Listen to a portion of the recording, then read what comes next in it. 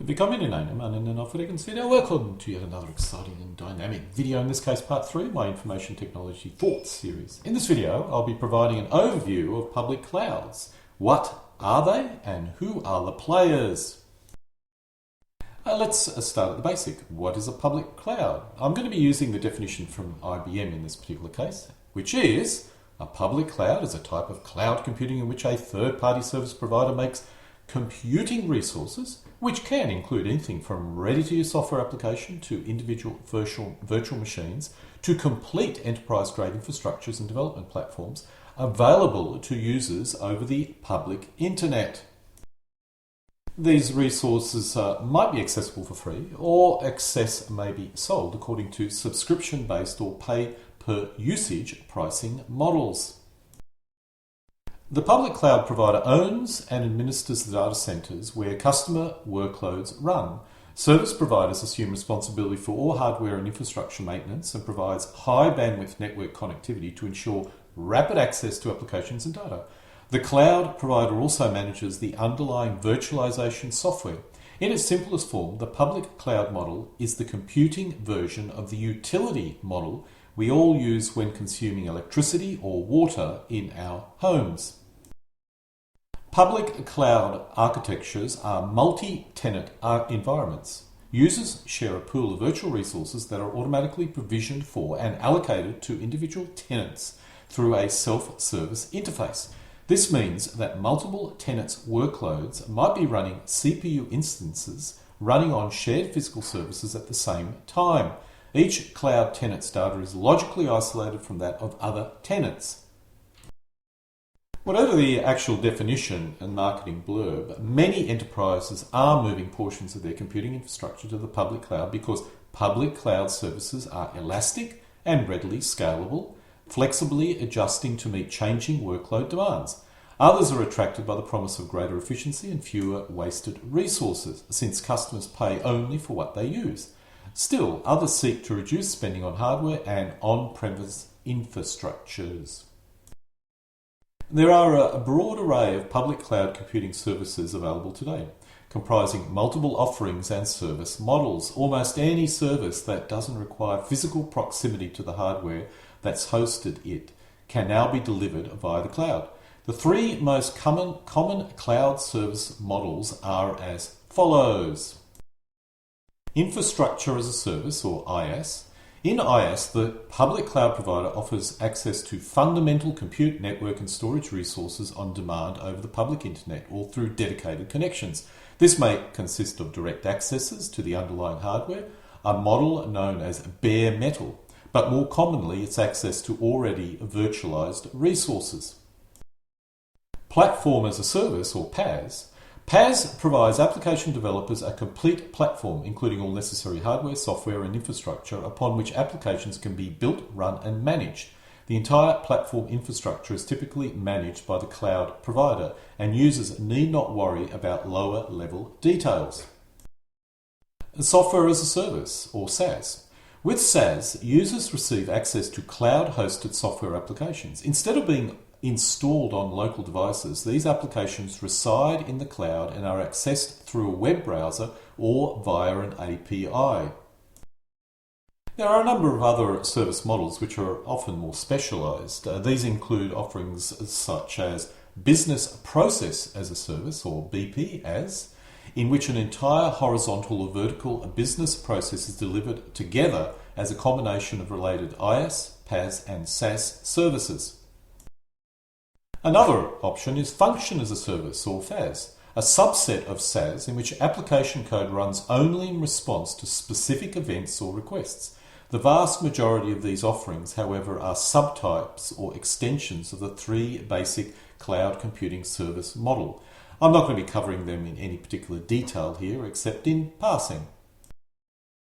Okay, you've heard lots of marketing terms and gobbledygook. What does all these terms actually mean? What do they actually provide?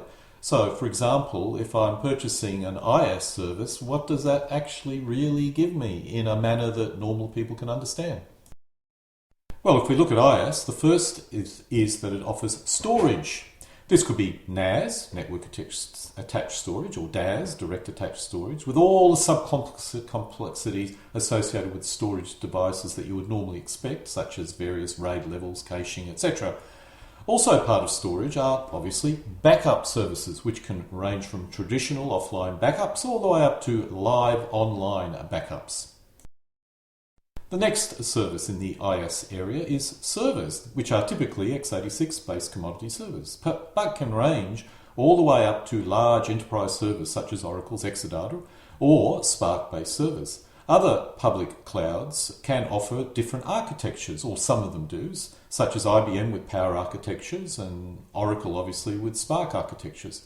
However, the main server components is the operating systems, which are typically a variety of Linux or, to a lesser extent, a Microsoft OS. Some public clouds do offer other options, but these are comparatively rare and I would call them a rounding error.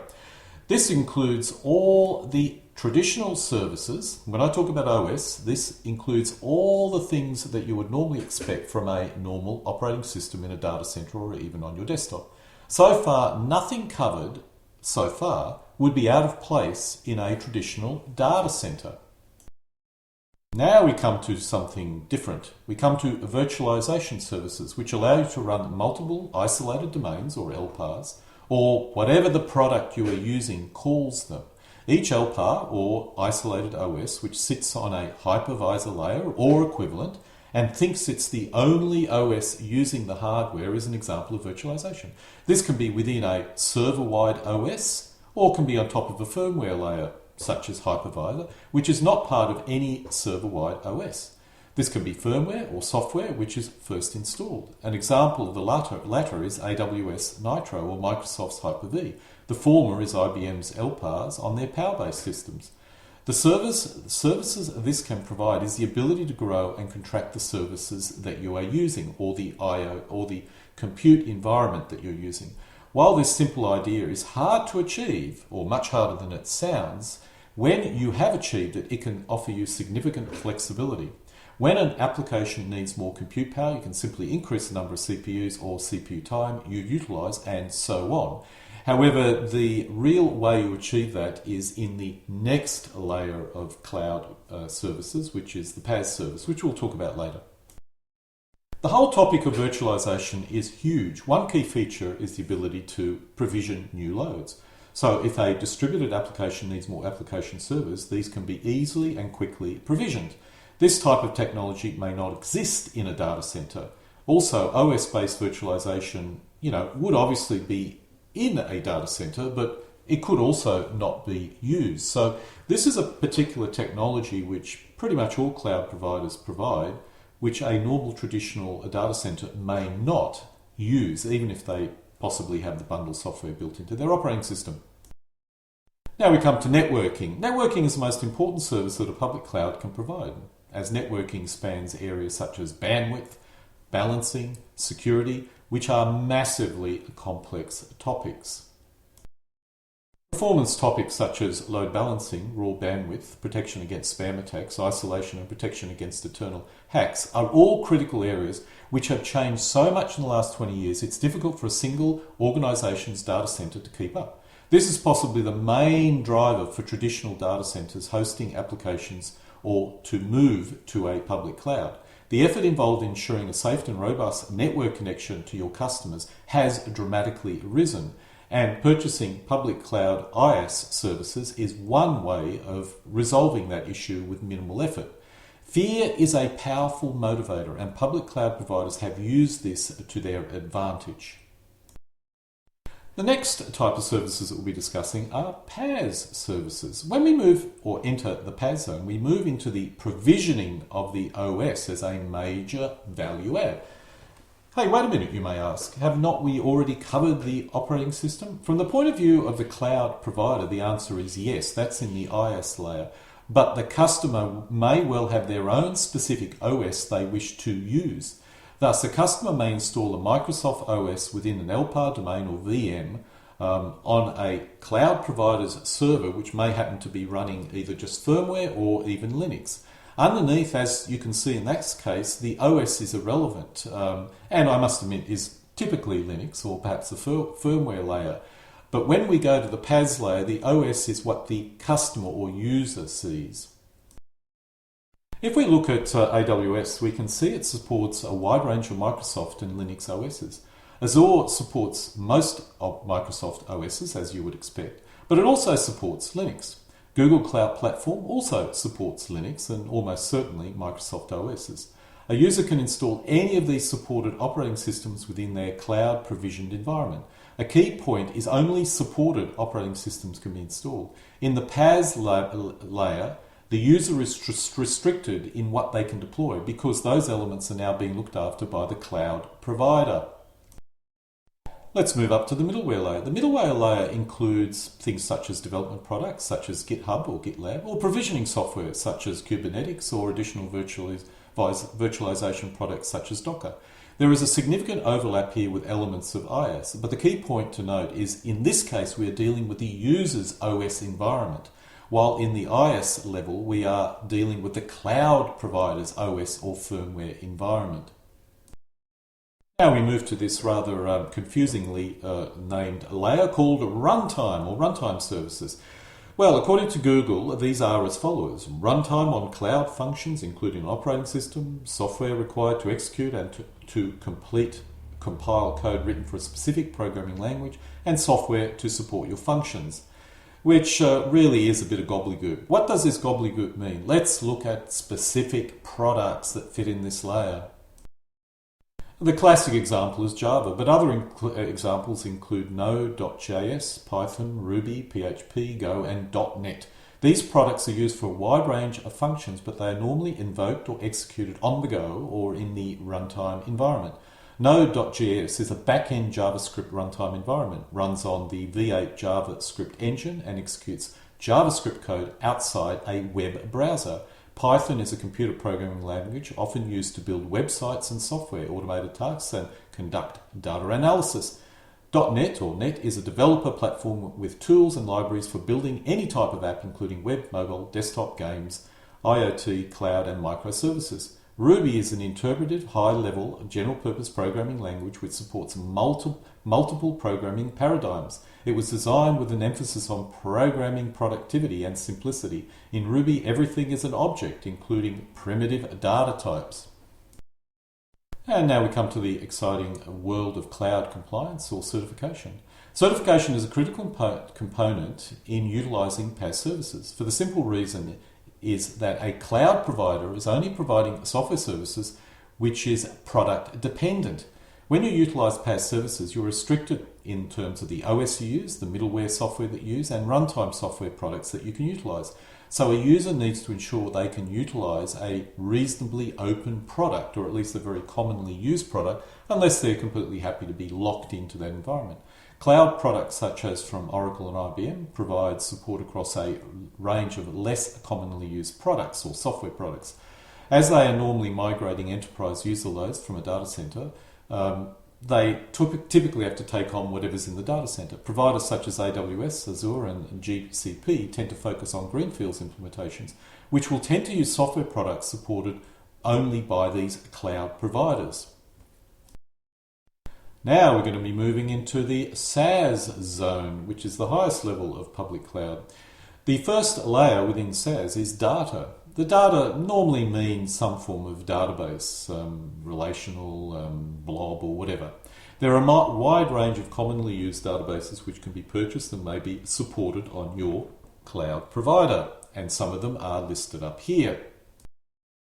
Open source databases tend to also be very common on with cloud providers such as AWS and GCP, less so in the IBM or Oracle world. And that tends to be because of the type of customers that deploy on these two environments. One thing I haven't covered at the present moment is Oracle and IBM tends to take on the enterprise loads from existing data centers. They have a very different customer base and they have a very different way of doing business. And it's also explained why they're a bit more expensive, or a lot more expensive. AWS and things like GCP tend to mainly focus on greenfields implementations. So if you're going to implement something for the first time, why not use an open source database, because it's cheap, and so that's where it tends to go down that particular path in that particular part of the world. Let's now move to the application layer, which even takes this beyond data. Many traditional applications provide cloud-ready products ranging from Oracle, SAS, Salesforce, Notes, Domino, etc.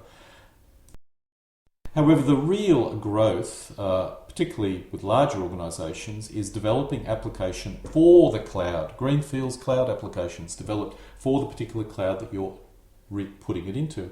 Cloud-based applications, also known as cloud apps, seem to be really taking over. In theory, a cloud app is one that uses cloud-based services. So whether an app is mobile or web, they can probably use some sort of cloud service that is available. What really differentiates a cloud app from a native one is the extent to which they use cloud services. The main advantage of developing cloud services is that you don't have to reinvent the wheel. If you're writing an application in an AWS cloud environment, you can easily utilize AWS's mobile app services, for example. The downside is you could be locked into that cloud provider. This needs to be managed carefully. However, in the case of AWS, if you do wish to move an application off their platform into a data center or somewhere else, they do offer professional services to assist you in this. However, I must admit this is not easy, so this is a major lock-in issue any customer needs to consider. One way of mitigating the issue of lock-in is to adopt cloud services which are also available as an in-house option, such as Oracle Cloud.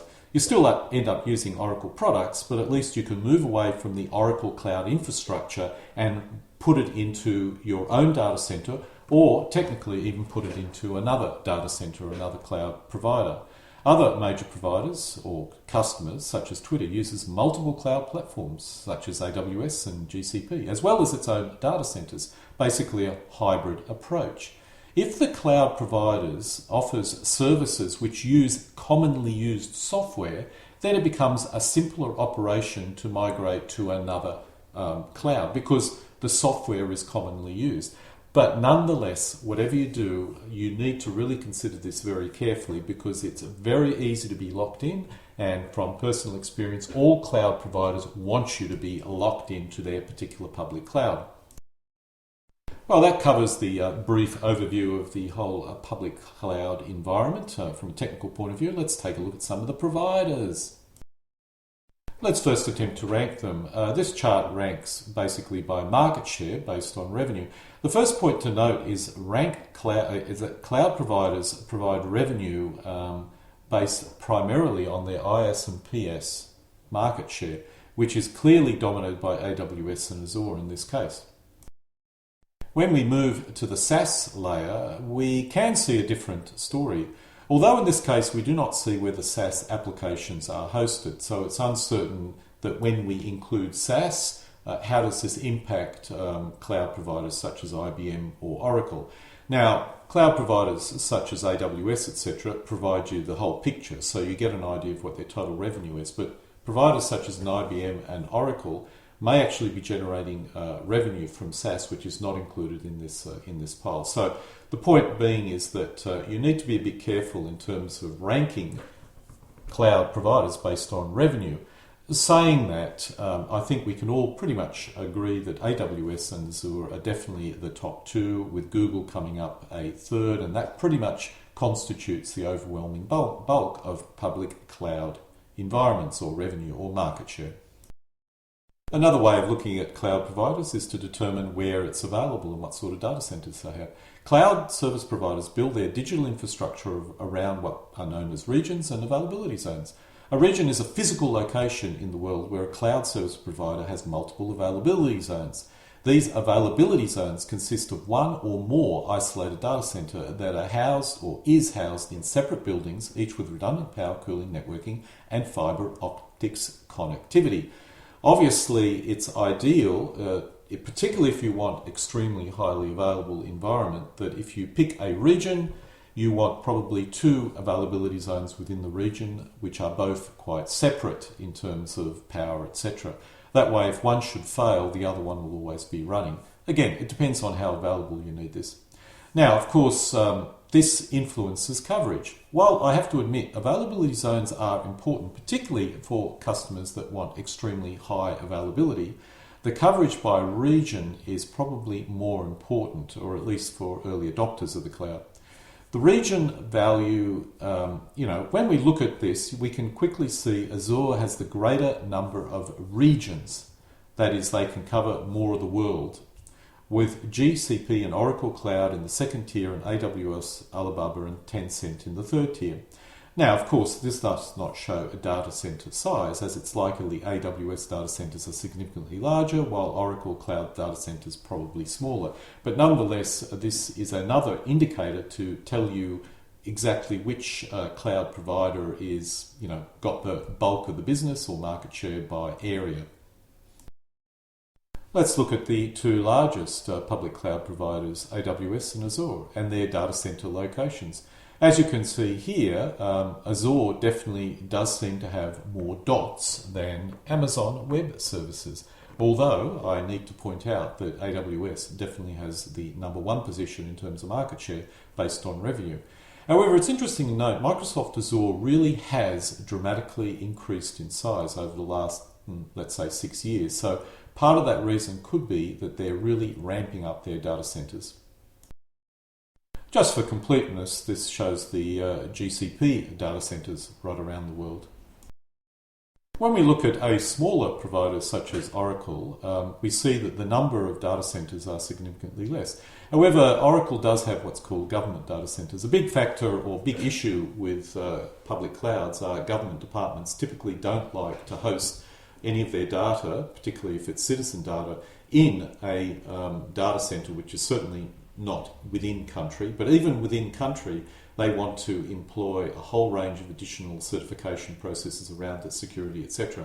And so one of the things that Oracle and even IBM does or specializes in is creation of what they call government data centers, which provide specific cloud services for governments. Let's go through the top 10 public cloud providers, starting with, of course, our favorite, AWS. So AWS, the cloud computing service of Amazon.com, is the largest cloud service provider located globally. From its data centers, the business provides over 200 fully featured services, including compute, storage, and databases. Amazon Web Services has grown to net sales around about 8 billion in 2015 to more than 17 billion in 2017, reaching 35 billion by 2019 and now generating almost 74 billion on an annual basis. This staggering growth has been driven by the expansion of AWS from 32 availability zones in 2015 to 52 availability zones in 2017 and now reaching 84 availability zones at present. In parallel, the company has launched thousands of new AWS services, which has also fueled its expansion. Coming up in number 2 position is Microsoft Azure. Microsoft Corporation's Intelligent Cloud segment contains Azure, the second largest cloud service provider globally. Although at Microsoft Azure, the company, through Microsoft Azure, the company delivers a consistent hybrid cloud experiencing a developer's productivity, artificial intelligence capability, and security and compliance. Microsoft Azure presently has 60 regions and 116 availability zones in operation. Over 200 physical Microsoft Azure data centers are located worldwide, which house computer services, each fitted out with independent power, cooling and networking. The company connects this data center infrastructure with more than 175,000 miles of fiber across 140 countries. Microsoft Cloud revenue, which includes revenue from Azure and other cloud services, Office 360 commercial, the commercial portion of LinkedIn, and Dynamics 365 reached 23.4 billion for the last quarter, with increases of 32% year over year. As such, on an annualized basis, Microsoft Cloud revenue currently stands around about 93.6 billion. However, Microsoft does not explicitly disclose Azure revenue, meaning that Azure is only a subset of total Microsoft Cloud revenue. So we've had to estimate it, but nonetheless, we're fairly certain that it's definitely in the number 2 position. Coming in number 3, and certainly more rapidly growing than any other two number 1 and 2 cloud providers, is Google Cloud Platform, or GCP. GCP is part of Alphabet Incorporated. It's the third largest cloud service provider globally, providing enterprise-ready cloud services. GCP enables developers to build, test and deploy applications on its distributed and scalable infrastructure while utilizing the services' capabilities in security, data management, analytics and artificial intelligence. Alphabet Incorporated, Google's cloud unit, earns revenue from the fees it charges for its infrastructures, platform and other services. For the last quarter, or latest quarter, Google Cloud generated $5.8 billion in revenue, an increase of almost 44% year over year. Therefore, on an annualized basis, Google Cloud produces a $23.3 billion of revenue, and it's rapidly growing. Coming in at number 4 position is Alibaba Cloud. Alibaba Group's cloud computing unit, known as Alibaba Cloud, is the fourth largest cloud service provider globally, the primary cloud vendor in Asia Pacific and the largest cloud service provider in China. Although Alibaba Cloud, through Alibaba Cloud, the business offers cloud services including elastic computing, database storage, network virtualization, large-scale computing, security management and application services, big data analytics and machine learning.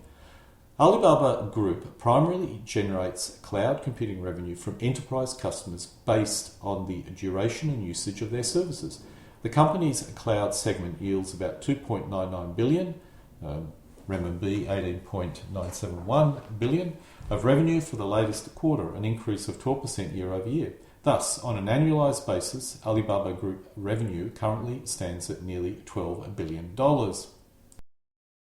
Coming in at number 5 is Oracle Cloud. Oracle Corporation's cloud services offering includes Oracle Cloud Software as a Service, SaaS, Oracle Cloud Infrastructure, OCI. Through OCI, the company is a cloud service provider delivering infrastructure technology as a service, including compute storage and network storages or services. Oracle Cloud Infrastructure, OCI, typically charges a prepaid fee that gradually decreases as its OCI services are consumed by the customer over a defined time period. For the latest quarter, Oracle's cloud revenue, which includes IaaS and SaaS, reaches $2.6 billion, an increase of 19% year over year. Therefore, on an annualized basis, Oracle Cloud produces about $11.6 billion of revenue, and it's actually also quite rapidly growing. Coming in at position number 6 is IBM Cloud, or Kyndryl's, a word I simply cannot pronounce. In the late 2021, IBM spun off its managed infrastructure services to a company called Kyndryl, which now designs, builds and manages private, public and multi-cloud environments for its customers. Kyndryl's cloud services segment helps enterprises optimize the use of cloud service providers by integrating services delivered from independent software vendors, public cloud service providers, internal platforms and technologies such as the Internet of Things. To this end, Kyndryl has recently established new strategic relations with both Microsoft Azure and Google Cloud. Unfortunately for IBM, the big loser, particularly over the last 10 years, has been the IBM Cloud environment, particularly losing market share to people like AWS. Coming in at number 7 position is Tencent Cloud. Tencent Holding Cloud Computing Unit, known as Tencent Cloud, is the second largest cloud service provider in China, behind Alibaba Cloud. Coming in at number 8 is OVH Cloud. OVH Cloud is a Europe-focused cloud service provider offering services including bare metal and hosted private cloud, public cloud and web cloud services. OVH Cloud offers domain names, web hosting plans and cloud solutions to more than 1.6 million customers. Of this total, about 800 of the company's customers are enterprise level, primarily in Europe. In terms of value proposition, OVH Cloud operates a low-cost model and generally competes on price. In the number 9 position, we have DigitalOcean. DigitalOcean is a cloud service provider offering on-demand infrastructure and platform tools to smaller customers, including developers, startups, and small and medium-sized businesses. DigitalOcean delivers its infrastructure and software solution to 620,000 customers in more than 185 countries. Uniquely, 70% of DigitalOcean's revenue derives from outside of the US. Similar to OVH Cloud, DigitalOcean competes on price, often being 50% more cost-effective than the largest service or cloud service providers. And in the number 10 position, last but certainly not least, is Linode or Akamai. In March 2022, Akamai Technologies, a content delivery network and security solution provider, acquired Linode for $900 million. Linode's infrastructure as a service (IaaS) platform serves 1 million customers and businesses worldwide, and its cloud computing capabilities.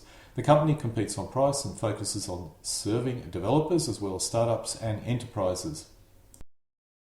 AWS, Azure and GCP are the cloud providers with the largest market share, collectively capturing over 65% of spending on cloud infrastructure services. Above, or on this slide, is a summary table of the top 10 cloud service providers by market share, highlighting AWS's 34% market share, Microsoft Azure's 22% market share, and Google Cloud's 9.5% market share. Over the past 5 years, AWS has maintained its market share in the low 30% range. Microsoft Azure has been an aggressive market share gainer, rising from 10% historically, while Google Cloud has been steadily increasing its market share from its prior base of 5%.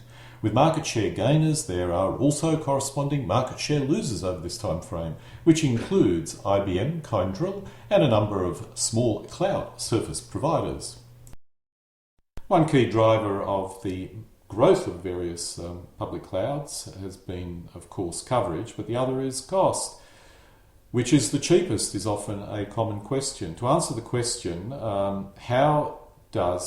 we need to answer the question, how much do cloud computing services actually cost? There's a company, Digital Infra, did a recent comparison by Linode, which studied the cost per month of a CPU dedicated optimized 2 CPU, 4GB RAM, 80GB SSD deployment. Below or above is a summary of the monthly costs for this deployment from the 4 largest public cloud service providers, namely AWS, Microsoft Azure, GCP, and Alibaba Cloud. As shown in this example, for the CPU dedicated optimized 2 CPU, 4GB RAM, and 80GB SSD deployment, Alibaba Cloud was the cheapest public cloud service provider at $48.42 per month. In contrast, AWS was the most expensive at a cost of $71.47 per month, 48% higher than Alibaba Cloud. Although the above analysis highlights the cheapest public cloud service provider among the large vendors, in reality the smaller cloud service providers such as OVH Cloud, DigitalOcean and Linode are the most cost effective. These companies are generally at least 20 to 35% cheaper across the board, and often 50% cheaper when compared to AWS, Microsoft Azure, Google Cloud and Alibaba Cloud. So the main reason why people go with providers such as AWS is, cost is certainly a factor, and there's no doubt that AWS has a benefit over, let's say, IBM or Oracle, but there are other factors which make people go to particular public cloud providers. Regardless, it's not my intention to provide a competitive difference or breakdown of the various providers. I'm just simply providing information about exactly what a public cloud is, what services they provide, and the top players and their approximate ranking. Thus, this concludes my part 3 of my video on Information Technology Thought Series, in this case looking at the public cloud world. Alle guten Dinge kommen zu einem Ende.